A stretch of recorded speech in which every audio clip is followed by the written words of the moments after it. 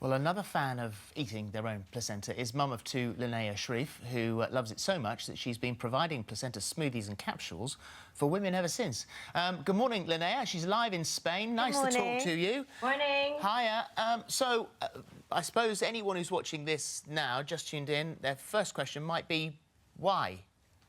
Well, the placenta is packed full of nutrients, mainly iron and postnatal hormones, which benefit the mother after birth. So it's kind of like helping her balance herself and helping her return back to a healthy postnatal state rather than suffering all the drops and peaks and hormones and potentially long-term bleeding and low milk supply. Well, it might be, as I said, a lot of people go, why, and think that it is extraordinary, other than those who do it, of course. But us, in the mammal world, we're quite unique in the fact that we don't.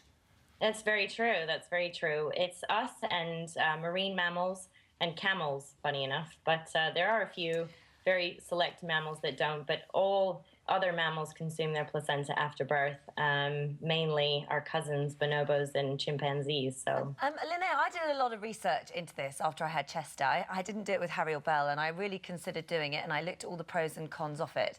Yeah. The one thing that actually put me off in the end is that it's an unregulated business, isn't it? So essentially, unless you're willing to chop it up and eat it there in its raw form, which I can only think is the only way that it can't be contaminated, although it may get contaminated after you've actually given birth in a hospital, but where you're having, there's lots of things that could contaminate it.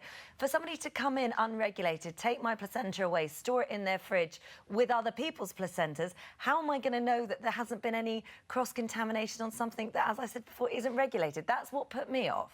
Okay, so first of all, we would never store anyone's placenta in our own refrigerators. We have special placenta fridges, and we never work on anyone's placenta at the same time as anyone else. So there's only ever one placenta in our home. But if it's not regulated, that's just you that decides that. I mean, that's not a rule that people abide by. The reason it's not regulated at the moment is because we're working through that with environmental health. So it's a long process, and they are back and forth with us. We have a food safety management system. All of our placenta specialists are trained as they would be as a private hire chef. So we are very informed on food safety, and we know exactly how to prepare the placenta so that it is safe for mothers. We've never had any incidences of food poisoning or any contamination instances in our entire history of doing this. So we feel really confident that we're offering a safe service for mothers. Nevertheless, it's still a fridge door you wouldn't want to open by accident. Thank you very much for joining us this morning. I mean, the health benefits, I do believe are there. It's just how you take it. I'm just not convinced as yet.